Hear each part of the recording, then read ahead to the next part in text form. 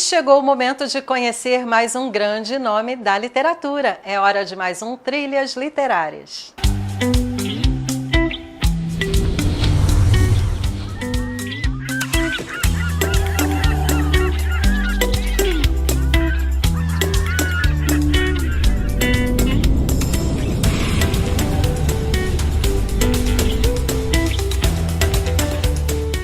O nosso homenageado de hoje foi um dos maiores escritores portugueses do século XIX.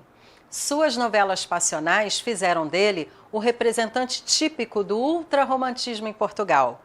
Foi um dos autores mais marcantes da literatura portuguesa e o primeiro escritor de língua portuguesa a viver exclusivamente de seus escritos literários. Estamos falando de Camilo Castelo Branco. Camilo Castelo Branco nasceu em Lisboa, em Portugal, no dia 16 de março de 1825. Filho de Manuel Joaquim Botelho Castelo Branco e de Jacinta Rosa do Espírito Santo Ferreira, ele ficou órfão de mãe aos 2 anos e de pai aos 10 anos, o que causou um sentimento de insatisfação para com a vida. O menino foi morar em Vila Real com uma tia, depois com Carolina, sua irmã mais velha. A educação ficou por conta de 2 padres da província. O já adolescente lia clássicos portugueses e latinos e literatura eclesiástica. Em 1841, com apenas 16 anos, ele casou-se com uma jovem de 15, Joaquina Pereira de França, mas o casamento não resistiu por muito tempo. No ano seguinte, passou a preparar-se para a universidade. Em 1843, Camilo ingressa na Escola de Medicina do Porto, mas se entrega à vida boêmia e não consegue concluir o curso. Depois, ele acaba optando pelo curso de Direito. Em 1845, publica seus primeiros trabalhos literários e, no ano seguinte, passa a colaborar com o jornal O Povo. Seu caráter instável, irrequieto e também irreverente leva-o a amores tumultuosos. Ainda em 46, ele foge com a jovem Patrícia Emília de Barros, mas a abandona pouco tempo depois. Camilo também envolve-se amorosamente com a freira Isabel Cândida Vaz Mourão, do convento de São Bento.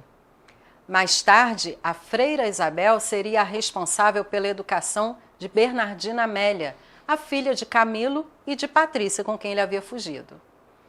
Na política, Camilo toma partido pessoalmente das causas em que acreditava. Ele publica cartas e artigos denunciando pessoas e ações, chegando inclusive a combater ao lado da guerrilha miguelista em 1846. No ano seguinte, morreu sua esposa legítima e depois a filha do casal. Em 1850, Camilo passou por uma crise espiritual e ingressou no Seminário Episcopal do Porto, pretendendo seguir a vida religiosa. Em 53, abandonou o curso de teologia e fundou vários jornais. Nessa época, conheceu Ana Plácido, que era então casada com Manuel Pinheiro Alves, um comerciante brasileiro. A paixão foi tão intensa que Ana abandona o marido para viver com Camilo. Em 1860, o casal é processado e preso por crime de adultério.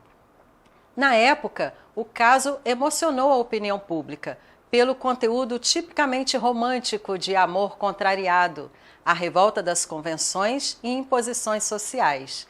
Eles foram enviados para a cadeia da relação no Porto. Dessa experiência, nasceu o livro Memórias do Cárcere. No ano seguinte, o casal foi absolvido pelo juiz José Maria de Almeida Teixeira de Queiroz. Ele era pai do também escritor Eça de Queiroz. O casal foi morar em Lisboa e depois em São Miguel de Seide, sempre com muitos problemas financeiros. Ana Plácido tem um filho, supostamente de seu antigo marido, e depois mais 2 com Camilo. Com uma família numerosa, Camilo começa a escrever em um ritmo alucinante para sustentá-los.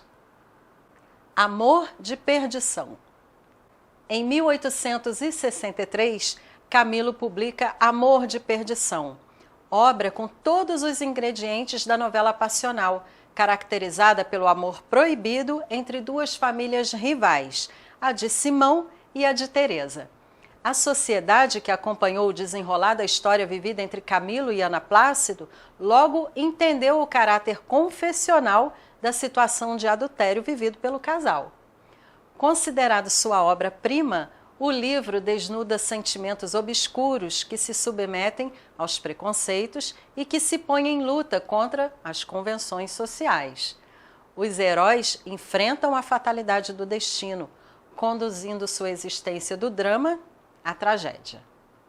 Para termos ideia do alcance da obra Amor de Perdição na sociedade portuguesa da época, é preciso abrir parênteses.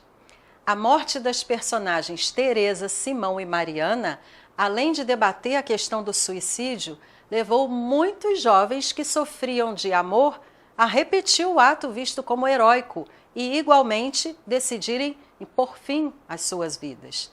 A pressão foi tão grande que o escritor escreveu uma nova história 2 anos depois, Amor de Salvação, na qual as personagens Mafalda e Afonso enfrentam também muitos obstáculos, mas conseguem terminar juntos e felizes. Estilo literário. As novelas passionais de Camilo Castelo Branco fizeram dele o maior representante do ultrarromantismo em Portugal. Sua vida atribulada serviu de inspiração para os temas de suas novelas. Sua produção literária é extensa, com mais de 100 de obras. Ele produziu poesia, teatro, historiografia, contos, romances, além de novelas históricas, de aventuras e também passionais.